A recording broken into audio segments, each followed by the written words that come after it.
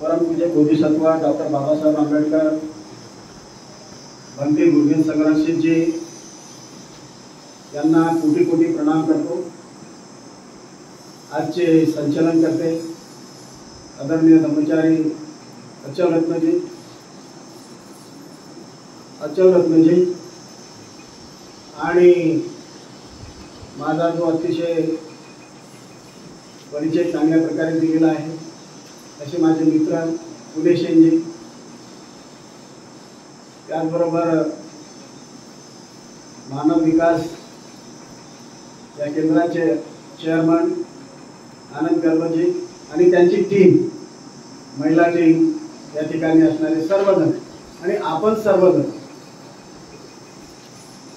की या शिबिरामध्ये आपण भाग घेतलेला आहे। मी कालच म्हटलेलं आहे तुम्हाला, यू आर रिअली ग्रेट, तुम्ही अगदी महान आहात।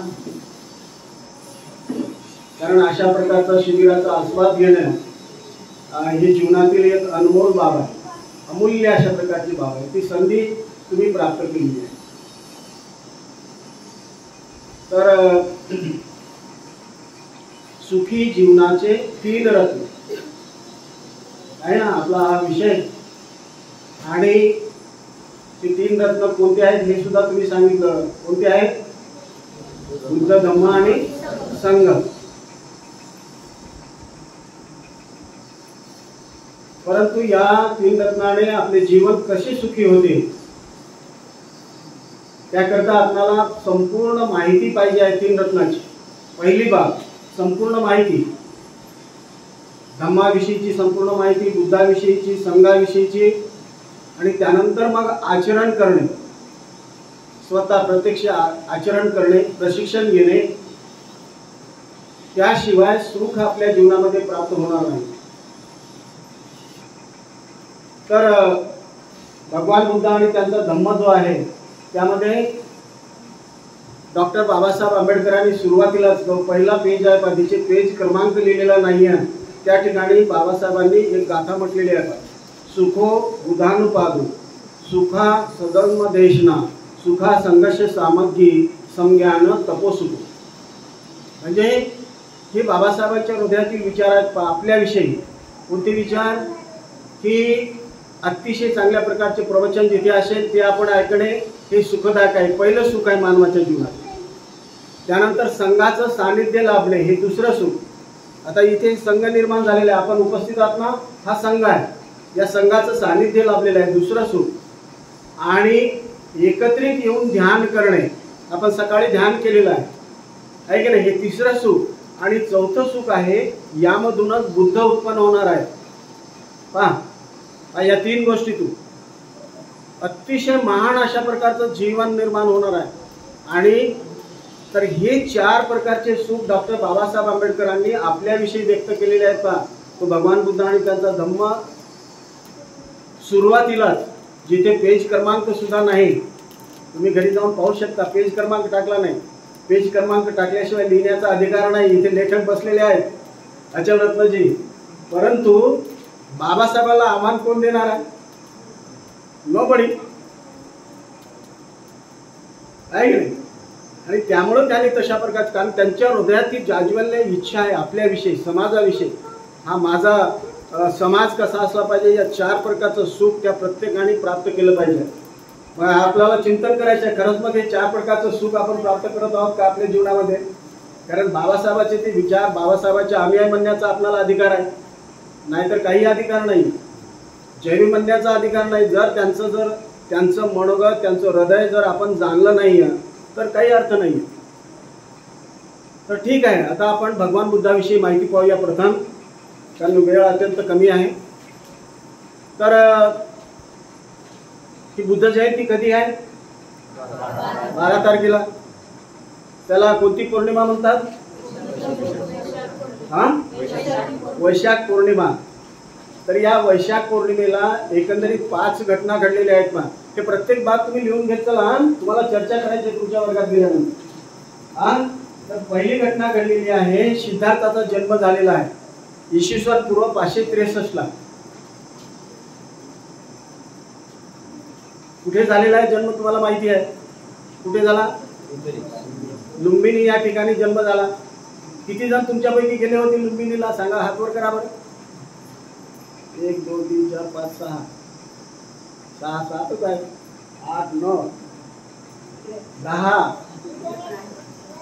तर आपल्यापैकी प्रत्येकाने बोधगयेला, लुंबिनीला, सारनाथला, कुशिनाराला गेलं पाहिजे. हे डॉक्टर बाबासाहेब आंबेडकरांनी सांगितलेलं आहे. भगवान बुद्धाच्या या तीर्थस्थळांना भेटी दिल्या पाहिजे. का भेटी दिल्या पाहिजे? कारण त्यामुळे मात्र, कारण आपले जे स्थळ आहेत ना, सारनाथ, बुद्धगया वगैरे, कुशिनारा, या जगातल्या प्रत्येक देशांनी 5-5 एकर 10-10 एकर जमीन घेऊन एक विहार बांधलेला आहे आणि सोन्याने मढविलेल्या मूर्ती आहेत भगवान बुद्धाच्या. असं जगात आश्चर्य नाही आहे. हे जगातलं 8वं आश्चर्य आहे.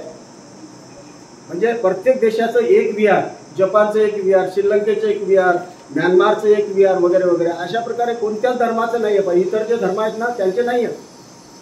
एका देशाचं एक विहार. अशा प्रकारचे हे एक आश्चर्य आहे, जगातलं आश्चर्य. तर त्या ठिकाणी म्हणून आपण गेल्यानंतर काय वाटते मग आपल्याला? हम किसी से कम नाही, हा भाव आपल्या मनात निर्माण होतो. नाहीतर काय, मग इकडे हे दगडे धोंडे दिसतात ना, मग आपल्याला वाटते मग आपण खाली मान घालतो तुमचा, आहे की नाही? परंतु जेव्हा आपण त्या तीर्थस्थळाला भेटी दिल्यानंतर आपल्या मनात भाव निर्माण होतो, हम किसी से कम नाही आहे. कारण जगातले सर्वात श्रेष्ठ मानव कोण आहेत? भगवान बुद्ध. त्यांच्या एवढा महान आत्तापर्यंत झाला नाही 2500 वर्षामध्ये, आणि पुढे भविष्यकाळातही कोणी होईल का नाही, काय गॅरंटीच नाही. No guarantee at all. अशा प्रकारचे जगातील सर्वात श्रेष्ठ अशा प्रकारचे मानव आहेत भगवान बुद्ध. मग त्यांचा जन्म तिथे लुंबिनीला झालेला आहे की नाही? मग तिथे त्यांना 3-4 दिवसातच आशित मुनी आले त्यांना भेटायला, बाळाला पाहायला. अतिशय महान अशा प्रकारचे ऋषी. आणि त्याने आल्यानंतर राजा शुद्धोधन म्हणतो, बाळ झोपी गेलेला आहे, थांबा तुम्ही थोडी वेळ वाट पहा. पण तो आशित मुनी काय म्हणतोय? महान मानव जास्त वेळ झोपत नाही आहे. आता ही बात लक्षात ठेवा तरुणांनी, छोटे जे बालक आहेत ना, तरुण, काय महान मानव जास्त वेळ झोपत नाही आहे. पहा इकडे हे वाक्य उद्गारल्याबरोबरच त्याने आवाज काढला त्या बाळाने. म्हणजे याचा अर्थ झोपी गेला होता का? तो झोपी गेलेला नव्हताच तो.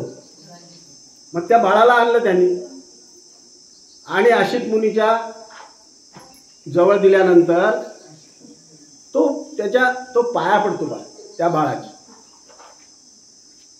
तो जवळजवळ 120 वर्षाचा आशित मुनी.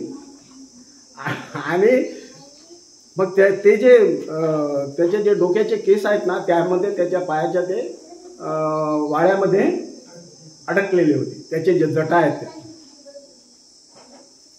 आणि नंतर एकदम रडायला लागतो आशित. राजा शुद्धोधनला अतिशय म्हणजे दुःख वाटते, बाबा का रडत आहे? तो म्हणतो, मी माझ्याकरता रडत आहे, बाळाकरता नाही म्हणतो. बाळ तर म्हणतो हा संसारात राहिला तर अतिशय चक्रवर्ती राजा होईल म्हणतो, आणि जर संसार सोडून जर बाहेर गेला तर तो बुद्ध होईल म्हणतो. आणि मी का रडत आहे? कारण मी तोपर्यंत जिवंत राहणार नाही त्यांचं दर्शन घेण्याकडे, कोणाचं? बुद्धाचं दर्शन घेण्याकडे. पहा तेवढा मोठा महान ऋषी. मग आपण किती विनम्र असलं पाहिजे भगवान बुद्धांना.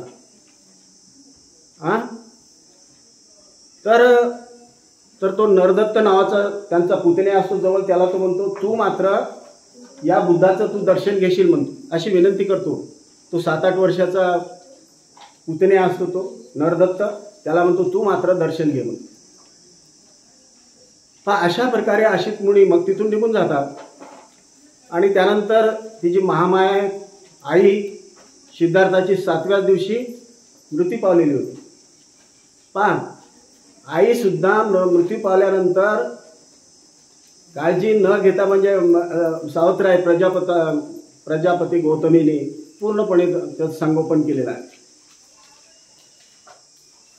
आणि तीही कशा प्रकारे त्या सावत्राईला एक महान सन्मान प्राप्त करून दिला ती. कारण स्वतःचा बाळ होता तिला, नंद नावाचा, त्याला दूध तिने पाजवलं नाही, सिद्धार्थाला पाजवलेलं.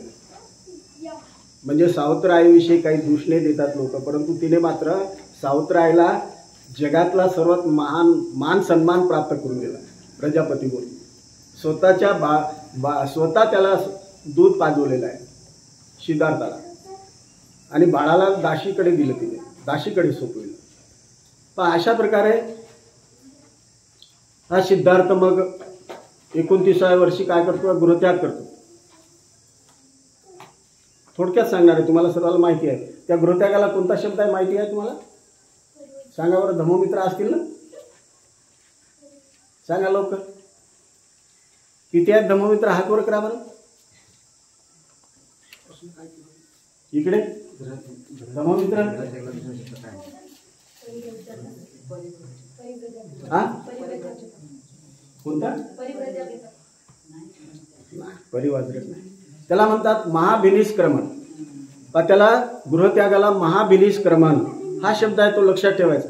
महाभिनिष्क्रमण म्हणजे अशा प्रकारचा गृहत्याग न भूतो न भविष्यती, कोणी पूर्वी केला नाही आणि भविष्यातही कोणी करणार नाही, अशा प्रकारचा महाभिनिष्क्रमण गृहत्याग. आता तुम्ही 1-2 दिवस इथे शिबिरात आलेला गृहत्याग केलेला आहे, अगदी घराकडचीच काळजी लागलेली असेल तुम्हाला, मोबाईलद्वारे माहिती प्राप्त करणे वगैरे वगैरे वगैरे. हा,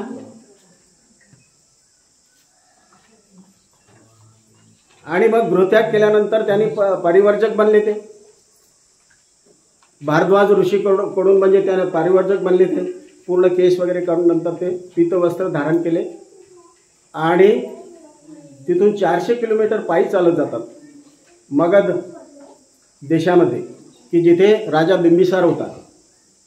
रस्त्यामध्ये म्हणजे सखी नावाची एक स्त्री होती, पद्मा नावाची, त्यानंतर रेवत नावाची, या 3 स्त्रियांच्या आश्रमामध्ये त्यांनी आश्रय घेतला, राहिले, मुक्काम केला. आणि नंतर मग बिंदुसाराच्या राजधानी राजगृहाला गेले. आणि राजगृहाला गेल्यानंतर सगळे लोक त्यांच्या भिक्षाटनाला जातात, तर सगळे लोक त्यांच्या पाठीमागे त्यांना पाहण्याकरिता. अतिशय राजविंडा, अतिशय सुंदर, हँडसम म्हणतो आपण त्यांना. संपूर्ण स्त्री पुरुष अगदी मोहित होत असत, आकर्षित होत असत त्यांच्याकडे. आणि मग राजा बिंबिसार पाहतोय राजवाड्यातून, सगळी माझी प्रजा कोणाच्या मागे जात आहे, त्याला चिंता वाटते. मग नोकराला पाठवतो, पहा म्हणतो कोण आहे तो, पाहून मला सांग म्हणतो, माहिती काढणार. मग तो नोकर जातो आणि माहिती काढून आणतो. तो सांगतो, तो म्हणजे त्या ऋषीने जे भविष्यवाणी केली होती, तो बुद्ध होणार किंवा चक्रवर्ती होणार, तर तो राजपुत्र आहे म्हणतो, राजा शुद्धोधना. मग ठीक आहे, मग त्याला भेटायला जात होते. तिथे पांडव पर्वताच्या ठिकाणी थांबलेले होते एका कुटीमध्ये सिद्धार्थ. मग हा भेटायला गेल्यानंतर मग स्वागत करतो त्यांचं, आणि तो म्हणतो माझ्या मित्राचा तो मुलगा आहे, तर तू असा संन्यास घेऊ नको म्हणतो अगदी तरुण वयामध्ये. तर काय करणार आहे मी, तुला माझं अर्ध राज्य तू देणार आहे, तू स्वीकार कर, मग जाऊ नको म्हणतो. बा सिद्धार्थ काय म्हणतो, तू अर्ध राज्य मी स्वीकार करणार नाही, किंवा पूर्ण राज्य दिलं तरी मी स्वीकार करणार, अस्वीकार करतो. आणि त्यानंतर मग सतत पुढे जातो, भृगुऋषीच्या आश्रमामध्ये जातो. भृगुऋषीच्या आश्रमामध्ये गेल्यानंतर तिथे 2-3 महिन्यातच ते प्रशिक्षण पूर्ण करतो, अगदी 3 महिन्यामध्ये. कशामध्ये ते कष्ट अतिशय, म्हणजे एका पायावर उभे राहणं किंवा एक ज्वारीचा दाणा खाणं वगैरे वगैरे वगैरे. कशासाठी? स्वर्ग प्राप्ती होईल, त्याकरता ते कष्ट करत. मग सिद्धार्थाचं ध्येय तर ते नव्हतंच. तो म्हणतोय या जगामध्ये दुःख का आहे आणि ते दुःख कसं नष्ट करता येईल, हे त्यांचं ध्येय होतं. आणि स्वर्गप्राप्ती नव्हतं, कारण काहीच अर्थ नाही म्हणतो स्वर्गप्राप्तीमुळे.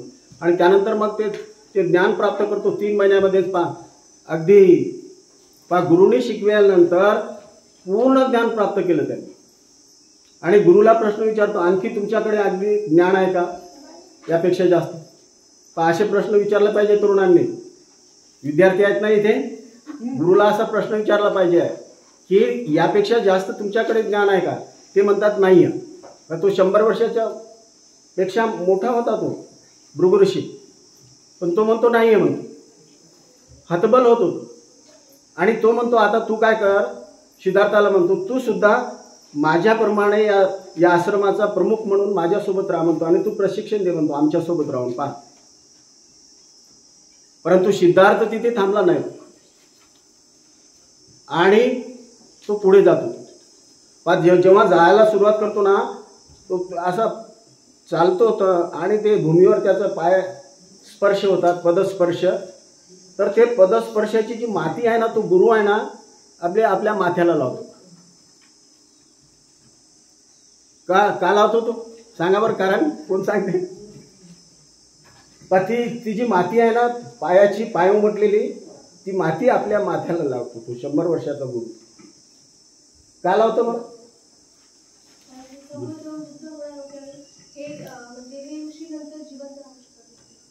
हा ठीक आहे. आणखी कोणी?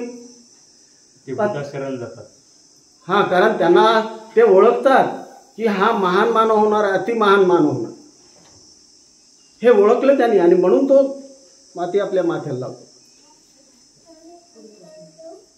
एक महान मानव दुसऱ्या महान मानवाला ओळखतो, साधारण व्यक्ती ओळखू शकत नाही, आहे की नाही?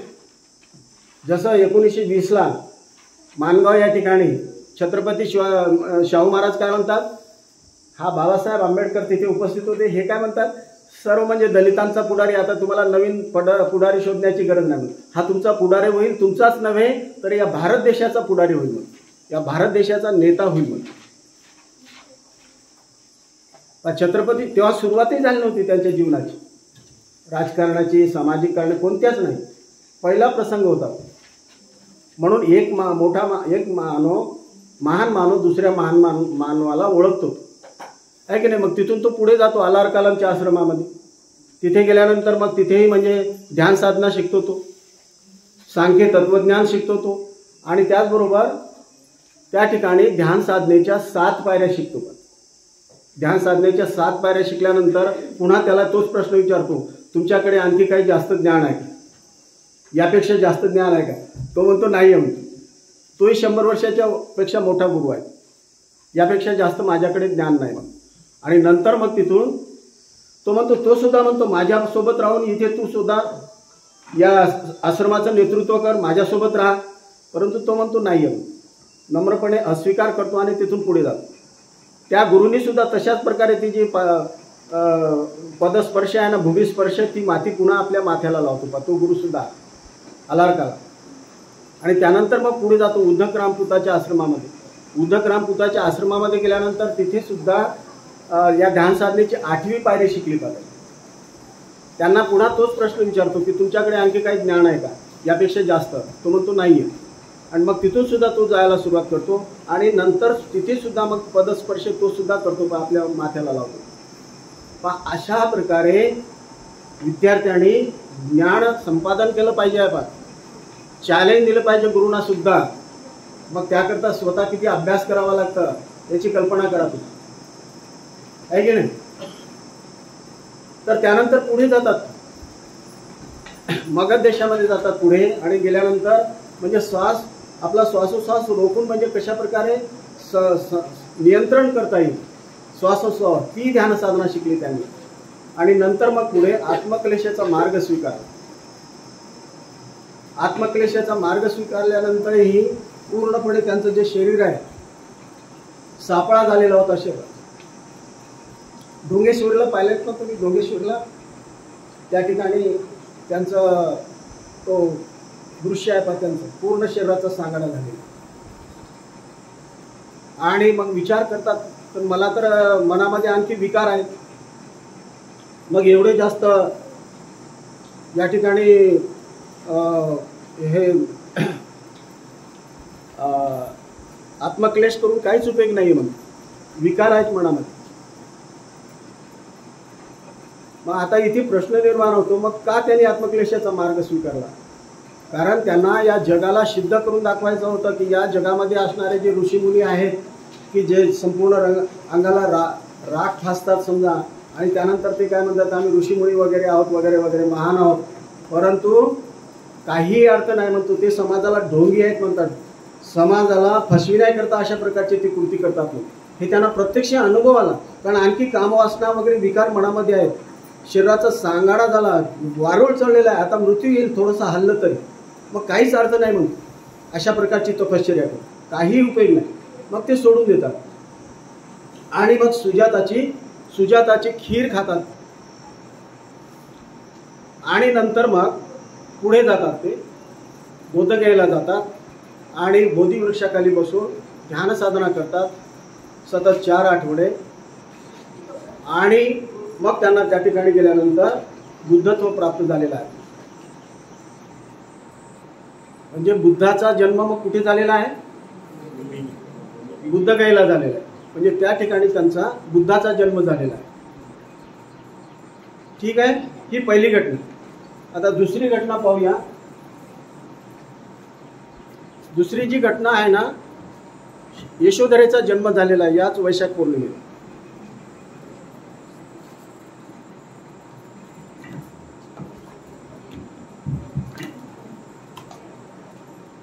एकंदरीत 5 घटना घडलेल्या आहेत. त्याच्यापैकी दुसरी घटना म्हणजे यशोधरेचा जन्म. तर मग वयाच्या 16व्या वर्षी यशोधरेचं लग्न आयोजित केलेलं होतं. सवयीवर त्यावेळेसच्या पद्धतीनुसार पूर्ण राजपुत्रांना आमंत्रित केलेलं होतं. आणि मग त्या अश्वारूढ व्हायचं होतं. घोडा नाठाळा अगदी घोडा होता तो. बाकीचे राजपुत्र त्या घोड्याला स्पर्शही करू शकत नाही, एवढा तो बलवान घोडा होता. परंतु हा सिद्धार्थ मात्र लिलया सहजपणे बसतो आणि अगदी सरळ करतो त्या घोड्याला, त्या अश्वाला. आणि बाकीच्याही संपूर्ण विद्या त्या ठिकाणी सिद्ध करून दाखवल्या. आणि त्यानंतर मग यशोधरेने ती जी माळ आहे, वरमाला, त्यांना ती प्रदान केली होती आणि अशा प्रकारे ते स्वयंवर झालेलं होतं. ही दुसरी घटना. याच इसवी सन पूर्व 547ला हे लग्न घडून आलेलं आहे. त्यानंतर आणि त्यांना जे बुद्धत्व प्राप्त झालेलं आहे ना सिद्धार्थांना, ते इसवी सन पूर्व 528ला.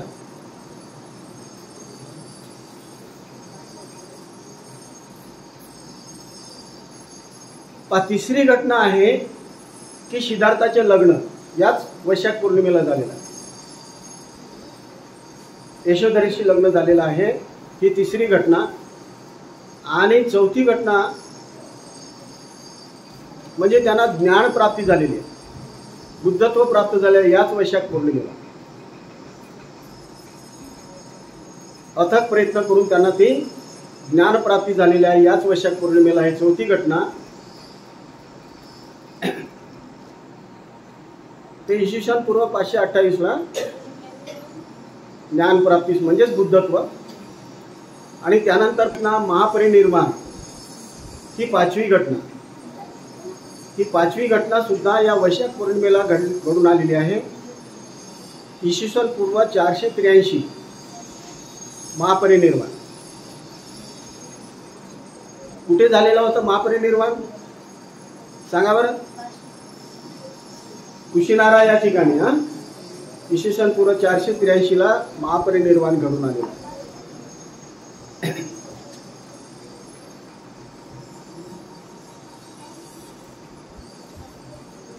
ह्या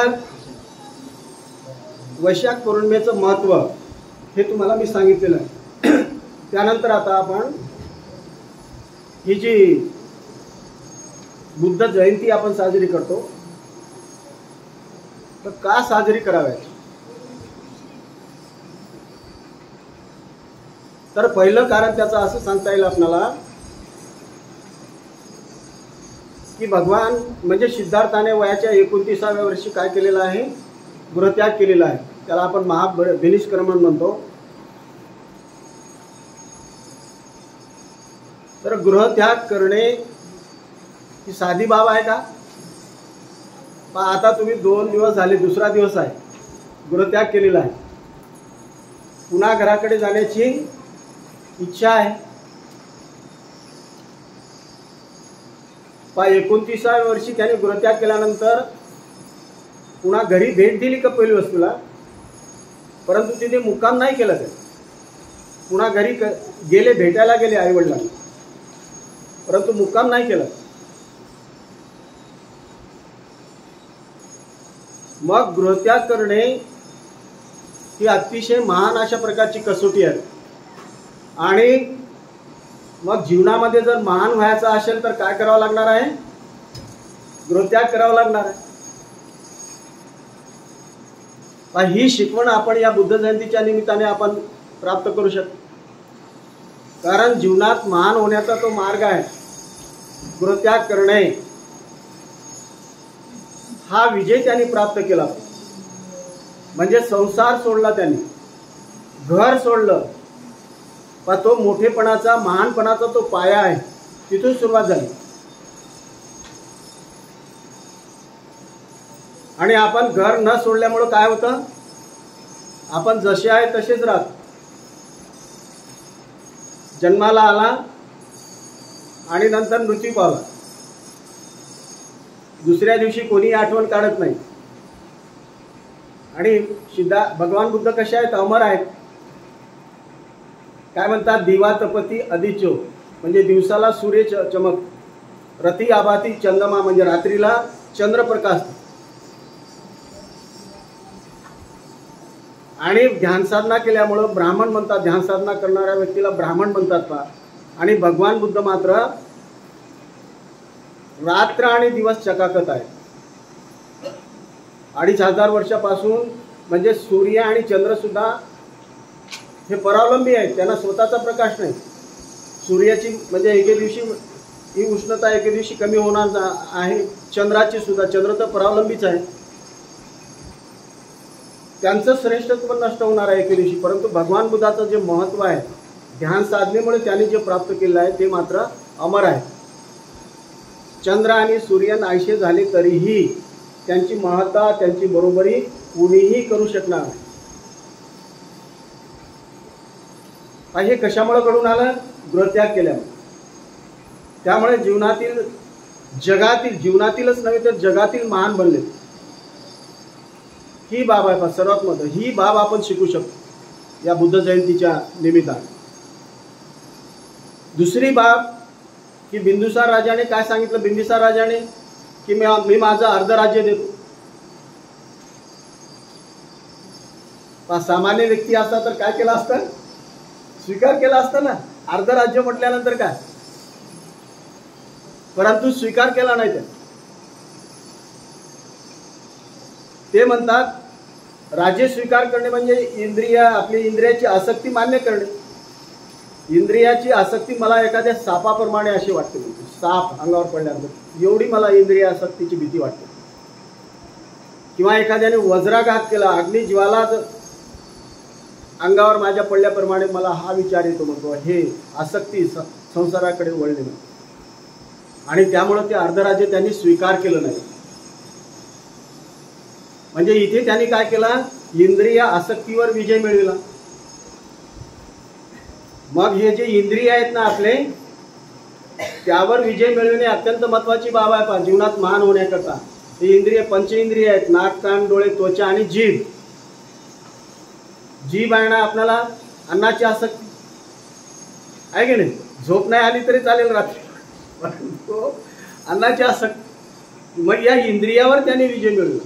जरी अर्ध राज्य दिलं तरी स्वीकार केलं नाही आहे की नाही. आणि त्यामुळे तो महान बनले. ही दुसरी बाब. त्यानंतर तिसरी बाब आपण लक्षात घेऊ शकतो, भृगु ऋषी, त्यानंतर अलार कलाम, त्यानंतर उद्धकराम पुत्त. हे म्हणतात इथेच राहा आणि आमच्याप्रमाणे नेतृत्व कर या आश्रमाचं. परंतु थांबला का तो तिथे नाही. म्हणजेच तिथे आध्यात्मिक महत्वाकांक्षा आणि आध्यात्मिक समाधान यावर त्याने विजय मिळवला. ही तिसरी बाब. आणि त्यामुळे ते महान बनलेले आहेत, जगातील महान भगवान बुद्ध. एखाद्याने अशा प्रकारचं म्हटल्याबरोबर यस आय एम रेडी म्हटलं असता, मी इथे थांबायला तयार आहे म्हणून. कारण एवढा गुरुचा मान सन्मान भेटणार आहे. गुरु बरोबर राहण्याला, गुरु नेतृत्व करायला त्याने कित्येक वर्षापासून नेतृत्व करत होते ते गुरु. आणि तिथे आमच्याबरोबर राहून या नेतृत्व कर म्हणतात, त्यांनी स्वीकार केला नाही. म्हणजे आध्यात्मिक महत्वाकांक्षा, आध्यात्मिक समाधान यावर त्यांनी विजय मिळवला. ही महत्वाची. त्यानंतर पुढे गेल्यानंतर ते एका भयान अरण्यांमध्ये जातात ते ध्यान साधना करण्याकरता. जंगली स्वापदे असतात त्यांची, ती जी मनामध्ये जी भीती असते ना, त्या भीतीवर त्यांनी विजय मिळवला. मनात जर भीती असेल ना, आपण महान मानव बनू शकत नाही. मनामध्ये भीती जी निर्माण होते ना, त्या भीतीवर त्याने विजय मिळवला. अगदी ते जंगली स्वापदे जरी जवळ येत असतील ना तरी ते घाबरले नाही जंगलामध्ये. मग त्यांनी काय केलेलं आहे, त्या भीतीवर, मनामध्ये आपल्या जी भीती असते ना त्यावर आपण विजय मिळवला पाहिजे आहे महान बनण्याकरिता. त्यावर त्यांनी विजय मिळवला सिद्धार्थाने. त्यानंतर पुढे गेले ते आणि आत्मक्लेशाचा मार्ग स्वीकारला. म्हणजे जेवण न घेणे आत्मक्लेश म्हणतात. मग तो मार्ग त्यांनी स्वीकारल्यानंतर त्यामध्ये त्यांना विजय प्राप्त झाला नाही. मागे आले ते, म्हणजे चूक झाली होती, काही प्राप्ती नाही झाली आत्मक्लेशामुळे. मग ती चूक त्यांनी मान्य केली ही माझ्या हातून चूक झालेली आहे. आपण सामान्य मानव आपली चूक, स्वतःची चूक मान्य करते का? नाही म्हणतो आय एम ट्रूथफुल, मी अगदी सत्य आहे म्हणतो सामान्य मानव. परंतु सिद्धार्थ काय करतो, ती चूक मान्य करतो, माझ्याच्याने चूक झालेली आहे. म्हणून महान जीवनामध्ये होण्याकरता काय केलं पाहिजे, आपल्या हातून जर चूक घडली असेल तर काय केलं पाहिजे आहे, ती चूक स्वीकार केली पाहिजे आपल्या मनावर, आपण स्वतःहून, तर आपण महान बनू शकतो. नाहीतर आपल्या चुकावर आपण पांघरण घातलं ना तर आपण सामान्यातले सामान्य मानव, अगदी सामान्य मानव. म्हणून आपली चूक मान्य केली पाहिजे, कबूल केली पाहिजे आहे इतरांच्या पुढे की माझ्याकडून चूक झालेली आहे. ती चूक त्यांनी मान्य केली बा. ते त्यांच्यासोबत 5 पारिवारचक होते ना, ते सुद्धा सोडून जातात त्यांनी ती खीर प्राशन केल्यानंतर. खरं तर या जगातील संपूर्ण स्त्रियांचं अभिनंदन केलं पाहिजे आहे. भगवान बुद्ध जर समजा ती खीर ऐन वेळेवर जर दिली नसती सुजाताने तर बुद्ध बनू शकले असते का? भगवान बुद्ध नाही होऊ शकले असते. या जगाला बुद्धापासून अलिप्त राहिलं असतं जग. आणि त्यामुळं ऐन वेळेला ती जी खीर दिल्यामुळं पुन्हा जिवंतपणा आला त्यांच्या शरीरामध्ये. आणि मग पुढे जाऊन मग त्यांनी बुद्धत्व प्राप्त केलेलं आहे. या जगाला एक बुद्धाची प्राप्ती करण्याकरता स्त्रियांनी मदत केलेली आहे, हातभार लावलेला आहे. त्यामुळे या जगाला बुद्ध भेटलेले आहेत. म्हणून त्यांचं शतशः अभिनंदन केलं पाहिजे स्त्रियांचं. अशा प्रकारे आपली गलती मान्य करणं, तर आपण जगामध्ये महान मानव होऊ शकतो. आता होऊ शकत नाही ही बाब यापासून शिकू शकतो आपण. त्यानंतर ते पुढे जातात. पुढे गेल्यानंतर पुन्हा त्यांना बुद्धत्व प्राप्त झालं. बुद्धत्व प्राप्त झाल्यानंतर त्यांच्या मनामध्ये विचार आला, मी जे हे ज्ञान प्राप्त केलेलं आहे ते सामान्य व्यक्तीला सांगितल्यानंतर समजणार नाही. मग नाही सांगायचा हा निर्णय घेतला.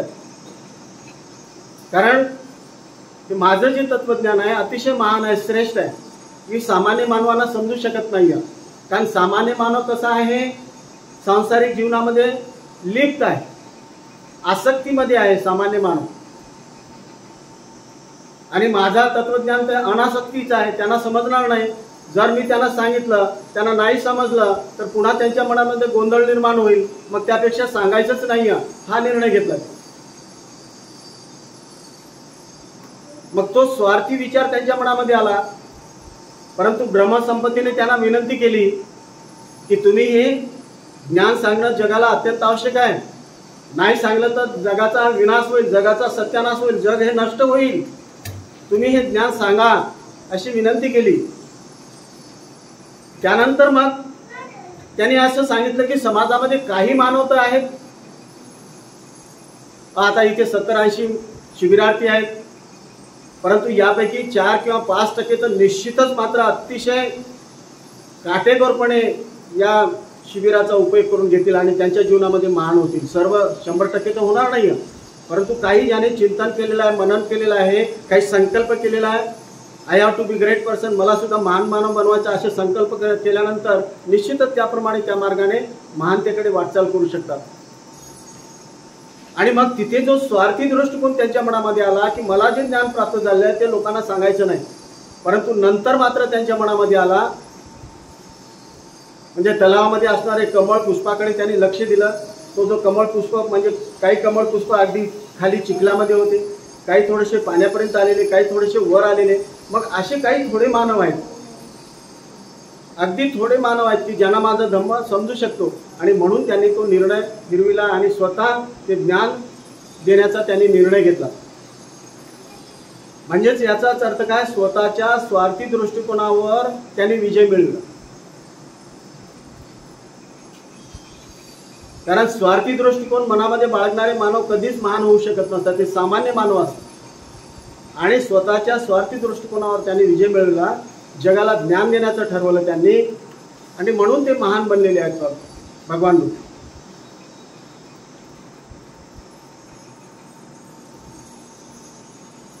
त्यांना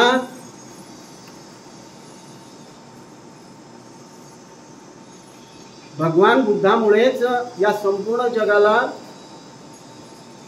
जिवंत ठेवण्याचं कार्य सुरुवात आहे या पूर्ण जगाला. कारण अशा प्रकारच्या महान मानवाला निश्चितच या पृथ्वीला जिवंत राहण्याकरता मदत आहे. आता समजा आता आपल्या भारत देशामध्ये किंवा जगामध्ये करप्शन वगैरे वगैरे काय म्हणतात अत्यंत वाढलेलं आहे. मग करप्शन म्हणजे काही 2-3% कमी आहे. समजा 100% जर झालं ना, या पृथ्वीचा विध्वंस होणार. मग या पृथ्वीला जिवंत ठेवणारे कोण असतात, हे महान मानव असतात की जे सत्यनिष्ठ असतात, सत्यवादी असतात. तेच मानव या पृथ्वीला जिवंत ठेवत असतात. मग आपण अशी कल्पना करतो की भगवान बुद्धाला जे ज्ञान प्राप्त झालेलं आहे पहा, त्याला अभिज्ञा असे म्हणतात. अभिज्ञा हा शब्द आहे. तर 6 प्रकारच्या त्यांना ज्ञान प्राप्त झालेलं आहे. 6 प्रकारच्या अभिज्ञा प्राप्त झालेल्या आहे. अभि म्हणजे श्रेष्ठ, ज्ञा म्हणजे ज्ञान.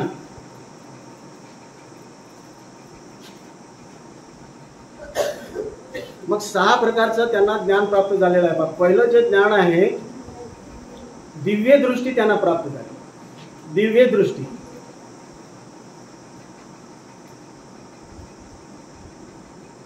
दिव्य दृष्टी म्हणजेच काय, एका ठिकाणी राहून संपूर्ण जगाचं ते निरीक्षण करत असतात. संपूर्ण जगामध्ये एका ठिकाणी बसून. मैत्री, करुणा, मुदिता आणि उपेक्षा याला 4 ब्रह्मविहार म्हणतात. या अवस्थेमध्ये ते सदैव राहत असत आणि संपूर्ण जगाचं निरीक्षण करत असत. दिव्य दृष्टी म्हणजे आता इथे असल्यानंतर मुंबईमध्ये काय सुरुवात आहे किंवा दिल्लीमध्ये काय सुरुवात आहे, हे संपूर्ण त्यांना ज्ञान प्राप्त झालं. त्याला दिव्य दृष्टी म्हणतात. ते ज्ञान प्राप्त झालं होतं. तुम्हाला असं म्हणेल कोणी म्हणतात का भगवान बुद्धाला ज्ञान प्राप्त झालं. ज्ञान प्राप्त झालं म्हणजे काय प्राप्त झालं असं विचारल्यानंतर आपल्याला सांगता आलं पाहिजे ना. पहिलं म्हणजे दिव्य दृष्टी प्राप्त झाली. दुसरं ज्ञान त्यांना प्राप्त झालं, दिव्य स्त्रोत. दिव्य स्त्रोत.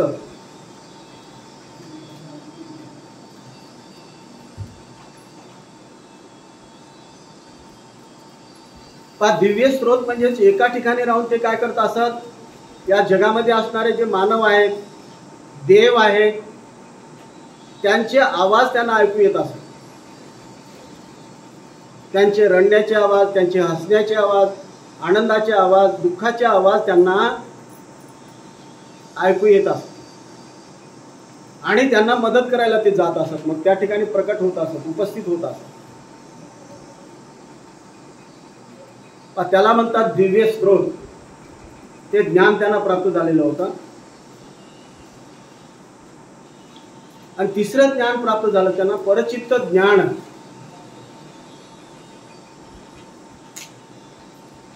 म्हणजे या जगातील जे मानव आहेत ना, त्यांच्या मनामध्ये सध्या विचार कोणते आहेत, कुशल विचार आहेत का अकुशल विचार आहेत, हे त्यांना अगदी जाग्यावर बसून समजत असेल भगवान बुद्धांना.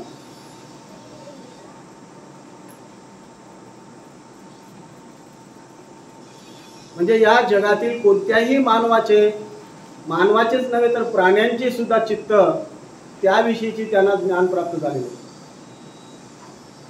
त्याला म्हणतात परचित्त ज्ञान.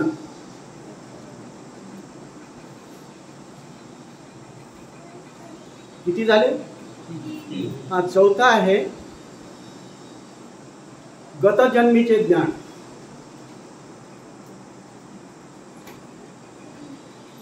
मग भगवान बुद्धाला पूर्वीच्या जन्मामध्ये त्याने अनेक जन्म घेतलेले आहेत. तर पूर्वीच्या जन्मामध्ये त्यांचं नाव काय होतं, गोत्र काय होतं, वडील कोण होते, हे पूर्ण त्यांना ज्ञान. नंतर त्या जन्मातून नंतर कोणत्या ठिकाणी जन्म घेतलेला आहे, त्या ठिकाणी कशा प्रकारचं जीवन जगलेलं आहे, हे संपूर्ण त्यांना आठवण होतं, स्मृती होती त्याची त्याबाबतची. पूर्वजन्माचे ज्ञान.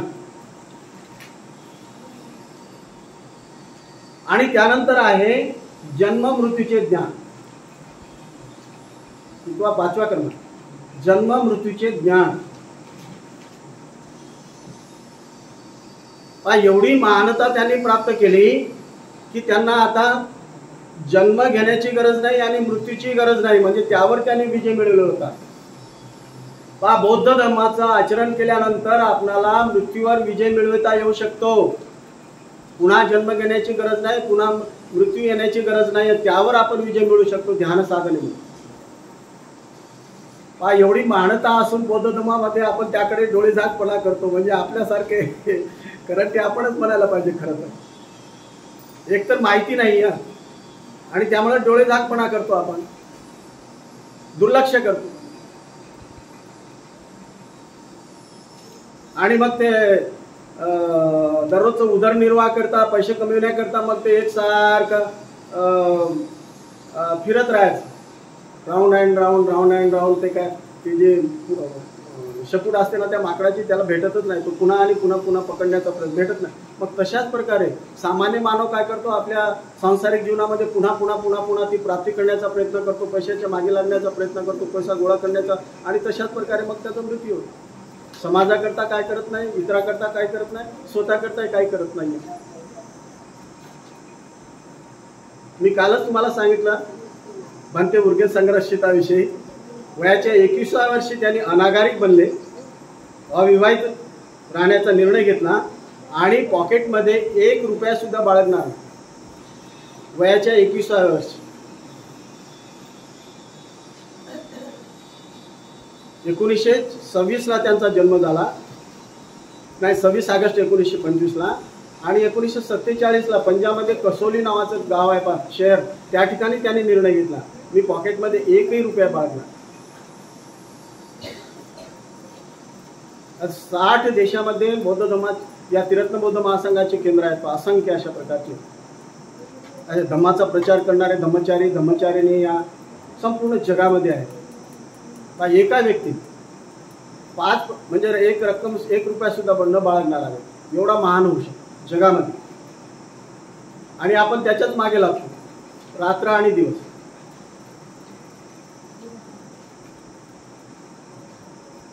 महान डिग्र्या घेणारे समजा कलेक्टर, IAS, IPS वगैरे वगैरे वगैरे आहेत ना, महान म्हणजे त्यांचं वेतन असून सुद्धा मग काय करतात, करप्शन करतात. कारण बौद्ध धर्माचं त्यांना ज्ञान नसते, त्यानंतर मग जेलमध्ये जाऊन राहावं लागतं त्यांना, आहे की नाही. म्हणून बौद्ध धर्माचं तत्वज्ञान किती श्रेष्ठ आहे मानवाच्या जीवनाकरिता याची आपणाला बौद्ध धर्माचं आचरण केल्यानंतर जन्म आणि मृत्यू यावर विजय मिळवित आहे.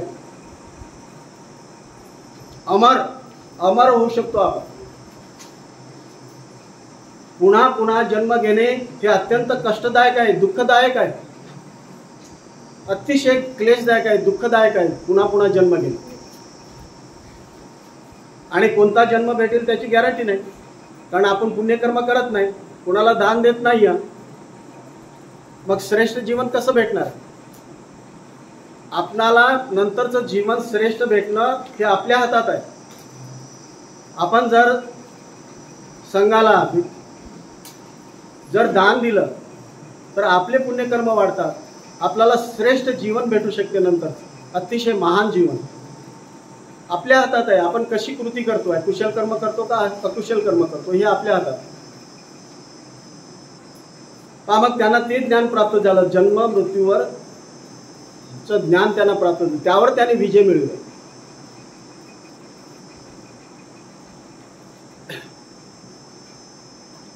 आणि नंतरचं ज्ञान आहे आश्रव श्रेय ज्ञान. आश्रव श्रेय ज्ञान हे आश्रव म्हणजे 3 प्रकारचे आश्रव आहेत, कामासव, भावासव, अविद्यासव. म्हणजे यावर त्याने विजय मिळवला.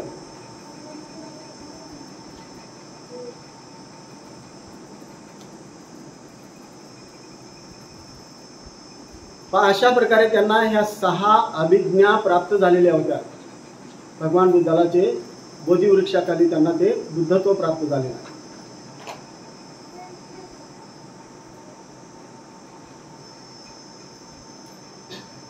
आता आपण त्रिरत्न वंदना म्हणतो आहे की नाही, आज सकाळी सुद्धा म्हटलेली आहे. तर त्याचा अर्थ पाहून घेऊया.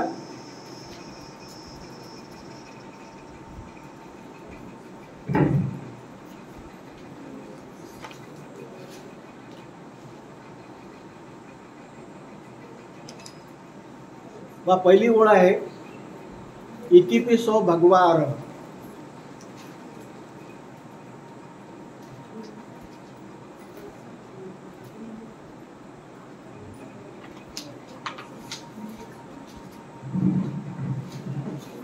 कारण आपल्याला पूर्णपणे बुद्धाला जाणून घ्यायचं आहे ना, त्यामुळे ही सुद्धा माहिती प्राप्त करून घ्यायची आहे.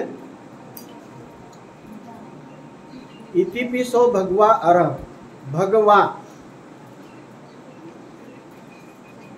म्हणजे भगवा म्हणजे भगवान. भगवान म्हणजे ज्यांनी लोभ द्वेष मोह हे नष्ट केलेले आहेत अशा प्रकारचे भगवान, त्यांना आपण भगवान म्हणतो. तर ज्यांनी लोभ द्वेष मोह नष्ट केलेले आहेत त्यांना आपण भगवान म्हणतो. दगडाचे भगवान नाहीये बरं, ते भगवान नाही आहेत, ते काल्पनिक आहेत, सत्य नाही आहेत. हे सत्य भगवान आहे की ज्यांनी लोभ द्वेष मोह चं निर्मूलन केलेलं आहे त्यांना भगवान म्हणतो. भग म्हणजे नष्ट करणे, वान म्हणजे हे लोभ द्वेष मोह नष्ट केलेलं आहे त्यांनी, म्हणून त्यांना आपण भगवान म्हणतो. अरह म्हणजे अरहंत. अरह म्हणजे अरहंत.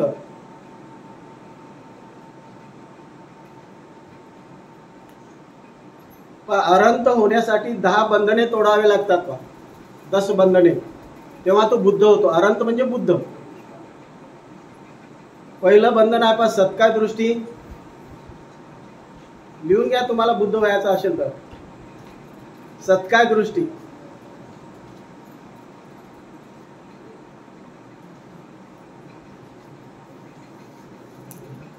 शील वर्त परामर्श.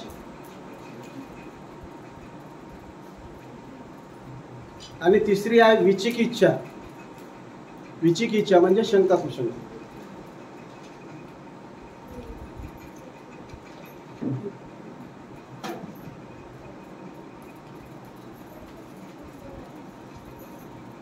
नंतर आहे कामराग. चौथा कामराग. 5वा आहे द्वेष. 6वा आहे रूपराग. 7वा आहे अरूपराग. 8वा आहे अहंकार.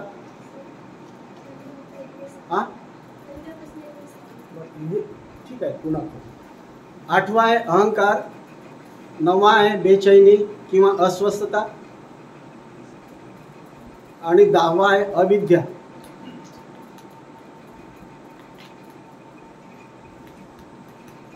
पुन्हा 5 ज्यांचं राहिलं असेल पहिल्यापासून. सत्काय दृष्टी,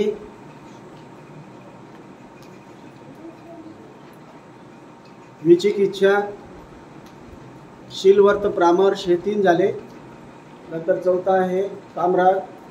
5वा आहे प्रतीक म्हणजे त्याला द्वेष म्हणतात. 6वा आहे रूपराग.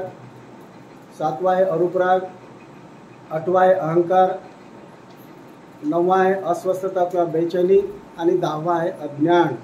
या 10 बंधने त्यांनी तोडले, यावर विजय मिळविला, म्हणून त्यांना अरहंत असे म्हणतो. अरहंत म्हणजे बुद्ध. बुद्ध झाले हे 10 बंधने तोडल्यानंतर. कोणी भगवान बुद्धांनी काय म्हटलेलं आहे आणि इतर जे धर्माचे गुरु आहेत त्यांनी काय म्हटलेलं आहे हे आपण लक्षात घेतलं पाहिजे. बा श्रीकृष्णाने कधीच म्हटलं नाही की तुम्ही माझ्याप्रमाणे श्रीकृष्ण महान गुरु व्हाल, असं म्हटलेलं नाही. मोहम्मद पैगंबराने म्हटले मी प्रेषित आहे, माझ्यानंतर कोणीच होणार नाही. येशू ख्रिस्त म्हणतो मी देवाचा पुत्र आहे, माझ्यानंतर कोणीच होणार नाही म्हणतो. परंतु भगवान बुद्ध काय म्हणतात, मी आईच्या उदरातून जन्म घेतलेला आहे, मी एक सामान्य मानव आहे, मी प्रयत्न करून बुद्ध झालेला आहे आणि तुम्ही सुद्धा माझ्याप्रमाणे प्रयत्न केले तर तुम्ही सुद्धा बुद्ध होऊ शकता. पहा एवढा मोठा आशावाद या जगातील कोणत्याच धर्मगुरूने सांगितलेलं नाही. ते म्हणतात फक्त आमचं पालन करा, आमच्या आज्ञेचं पालन करा म्हणजे तुम्हाला स्वर्ग प्राप्त होईल, केव्हा मृत्यूच्या नंतर. परंतु हे बुद्धत्व म्हणजे अशा प्रकारची अवस्था, स्वर्गापेक्षा श्रेष्ठ अशा प्रकारची अवस्था, जन्म आणि मृत्यूवर विजय मिळवण्याची अवस्था. आपण या मार्गाने हे 10 बंधने जर पूर्ण केले ध्यान साधनाच्या द्वारे, आपण एखाद्या संघामध्ये दाखल झाल्यानंतर तुम्हाला स्वतः सहजपणे करता येतात. आपला संसार सांभाळून, हा त्रिरत्न बौद्ध महासंघ आहे, कशा प्रकारे आहे पहा, चिवर वगैरे घेण्याची गरज नाही. आपला संसार सांभाळून, आपली नोकरी सांभाळून हे संपूर्ण करतायत. बुद्धत्व प्राप्त करता येऊ शकतं. सगळं म्हणजे स्वतः करू, चिवर सुद्धा घेण्याची गरज नाही. चिवरही घेतलं जर आणि शिलाचं पालन करत नसतील तर त्या चिवराला काही अर्थ आहे का? तर हे आमचं चिवर आहे पहा धम्मबंधू आणि भगिनी. हे जे केसा म्हणतात याला, आणि हे त्रिरत्न आहेत, बुद्ध धम्म संघाचं प्रतीक आहे. आणि हा जो आहे ना, ही गाठ वगैरे ही आर्य अष्टांगिक मार्ग आहे, म्हणजे याचं पालन करणे, दशशिलांचं पालन करणे. त्याकरता हा केसा आम्ही धारण, जेव्हा जेव्हा कार्यक्रम असतात तेव्हाच आम्ही वापरतो, इतर प्रसंगी नाही. तर हा मध्यम मार्ग त्रिरत्न बौद्ध महासंघाचे संस्थापक बनते उर्गेन संरक्षितजींनी दिलेला आहे. की म्हणजे आपण जर चिवर जर वापरलं तर ती अशुद्ध होऊ शकते वापरल्यानंतर, आहे की नाही. आणि म्हणून हे फक्त कार्यक्रमाच्या प्रसंगी वापरले. हे सुद्धा केसा म्हणजे चिवरच आहे, चिवराचं ते प्रतीक आहे. ठीक आहे. सम्मासम बुद्धो, तुम्हाला आम्ही हे का म्हणजे त्रिरत्न वंदना जी आहे ना, आपण तोंडपाठ म्हणता कामा नये. त्या प्रत्येकाचा अर्थ लक्षात घेऊन आपण ती वंदना म्हटली पाहिजे आहे, तर आपण बुद्ध बनू शकतो, बुद्धाप्रमाणे बनू शकतो. नाहीतर मग आपण प्रत्येक ठिकाणी ह्या वंदना पंचशील वगैरे म्हणतो. एखाद्याचा जन्म झाला त्या वाढदिवसाच्या दिवशी म्हणतो, मृत्यूच्या समय सुद्धा म्हणतो, परंतु काही अर्थ होत आहे का त्याचा? आहे की नाही. त्याचा अर्थ लक्षात घेऊन मग म्हणायचा. सम्मासम बुद्ध म्हणजे म्हणजे अतिशय जागृत अशा प्रकारचा माणूस, की ज्याला सम्मासम बुद्ध म्हणजे ज्याला स्वतःचा गुरु नाही. आपण काय म्हणतो, गुरुशिवाय विद्या नाही. तर भगवान बुद्धाने, सिद्धार्थाने तर गुरुशिवाय, त्यांना काय गुरुच नव्हते ना, त्यांच्या एवढे महान पोलीस नव्हते ना, मग गुरु कुठे आहे? सम्यक संबुद्ध म्हणजे त्यांचे गुरु म्हणजे स्वतः तेच गुरु, त्यांना दुसरा गुरु नाही. त्यांनी जे संशोधन केलं नाही बौद्ध धर्माचं, स्वतःच्या प्रज्ञेतून, स्वतःच्या ज्ञानातून, त्यांना एकही गुरु नव्हता, कोणीही गुरु नव्हता, त्यांचे गुरु ते, म्हणून त्यांना सम्यक संबुद्ध म्हणतात. पण तुम्हाला सांगता आलं पाहिजे, कोणी विचारलं सम्यक संबुद्ध का म्हणतात, की ज्याला गुरु नाही त्याला सम्यक संबुद्ध म्हणतात. त्यांना गुरु नव्हते, कोणीच गुरु नव्हते, म्हणून सम्यक संबुद्ध. विद्याचरण संपन्न, विद्येने आणि आचरणाने, विद्या आणि आचरणाने युक्त असणारे अशा प्रकारचे भगवान बुद्ध आहेत पहा. की त्याला आपलं दुसरा मराठीमध्ये म्हण आहे पहा, बोले तैसा चाले, म्हणजे जो बोलतो त्याप्रमाणे वर्तणूक करतो, त्याला म्हणतात विद्याचरण संपन्न. मग भगवान बुद्ध कसे आहेत? विद्याचरण संपन्न आहेत, विद्या आणि आचरणाने युक्त अशा प्रकारचे भगवान बुद्ध आहेत. सुगतो, सुगतो म्हणजे बुद्धत्वाकडे घेऊन जाणारे आहेत. त्यांची जी शिकवण आहे सुगतो म्हणजे सुगतीकडे घेऊन जातात. आपल्याला आपल्या जीवनामध्ये सुख निर्माण होते बौद्ध धर्माचे आचरण केल्यानंतर. लोकविदू, लोकांतराचे रहस्य जाणणारे, या संपूर्ण जगातील मानवांचं रहस्य त्यांना माहिती होतं, मानवाविषयीची संपूर्ण माहिती होती. ती माहिती आपल्याला प्राप्त होऊ शकते पहा बौद्ध तत्वज्ञान आचरण केल्यानंतर. अनुत्तरो, अनुत्तरो म्हणजे बुद्धत्वाकडे घेऊन जाणारा त्यांचा मार्ग आहे, त्यांचं तत्वज्ञान. अनुत्तरो म्हणजे आपल्याला बुद्धत्वाकडे घेऊन जाते.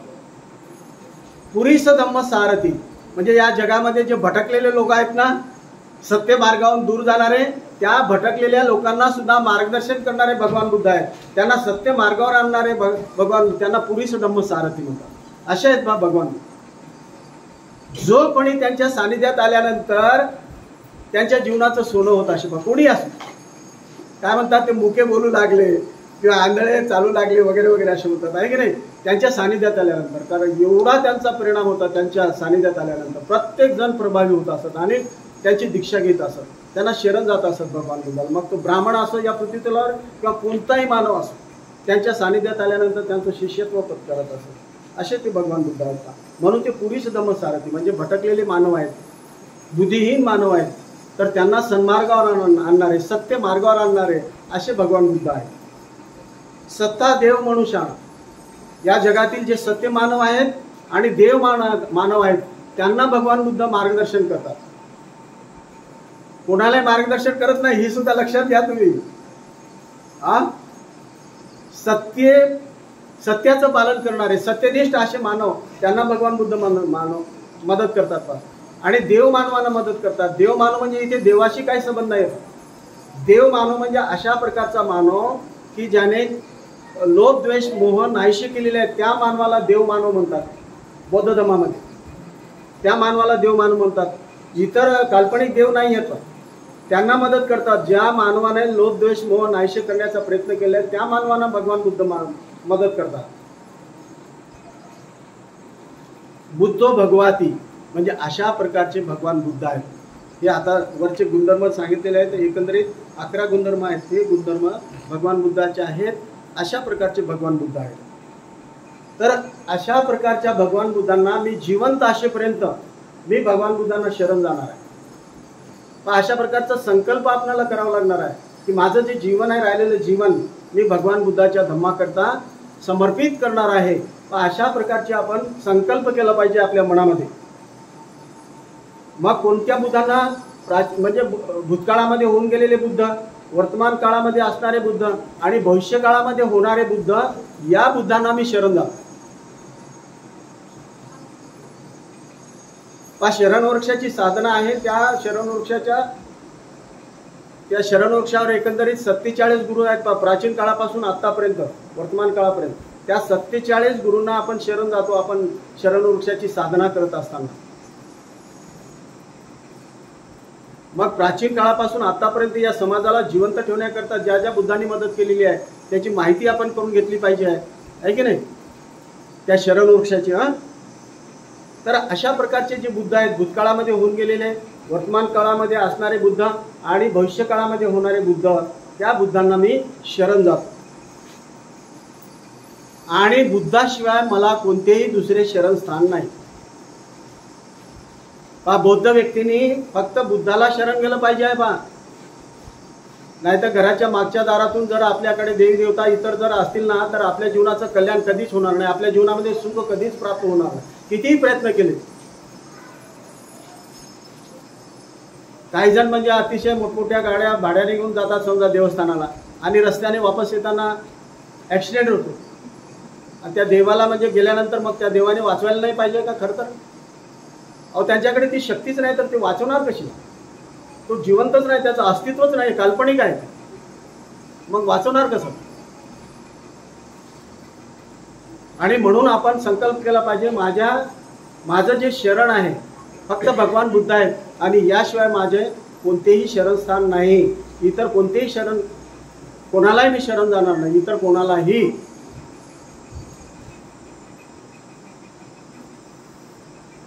कारण अशा प्रकारचे जर मी कृती केली तर माझ्या जीवनाचं कल्याण होणार आहे, हे आपल्याला लक्षात आलं पाहिजे. फक्त आणि फक्त मी भगवान बुद्धाला शरण जाणार आहे तर मात्र माझ्या जीवनाचं निश्चित कल्याण होणार आहे, ही बाब आपण लक्षात घेतली पाहिजे. आणि भगवान बुद्धाला मग शेवटच्या 2 ओळीमध्ये आपण काय म्हणतो, जर भगवान बुद्धाच्या बाबतीत, माझ्या बाबतीत जर काही अपराध झाला असेल तर मी भगवान बुद्धांना पापदेशना करतो किंवा त्यांना विनंती करतो की मला माफ करावे. अशा प्रकारे आपण त्यांना वंदना करतो, त्यांना विनंती करतो. जर समजा अज्ञानाने जर माझ्या हातून जर काही घडून आलेलं असेल, भगवान बुद्धाच्या विषयी काही अपराध घडलेला असेल माझ्या हातून, तर भगवान बुद्ध मला माफ करो. म्हणजे अशा प्रकारची ही बुद्ध वंदना आहे पाहिजे. एकंदरीत तुम्हाला त्याचा पूर्ण अर्थ, प्रत्येक शब्दाचा अर्थ सांगितलेला आहे. हे जर आपण केलं तर निश्चितच आपल्या जीवनामध्ये सुख निर्माण होणार आहे.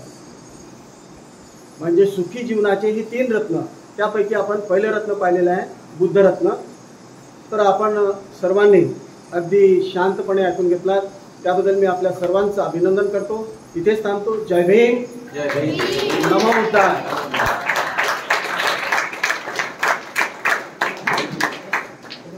खूप खूप धन्यवाद. अच्छा, डाऊट आहे. शरणं गच्छामीचा जरा खरा आणि नेमका आणि एक्सप्लेनेशन करून अर्थ सांगा. कारण 4 वर्षाखाली आमच्याकडे भंते आले होते. त्यांनी शरणं गच्छामीचा अर्थ विचारला.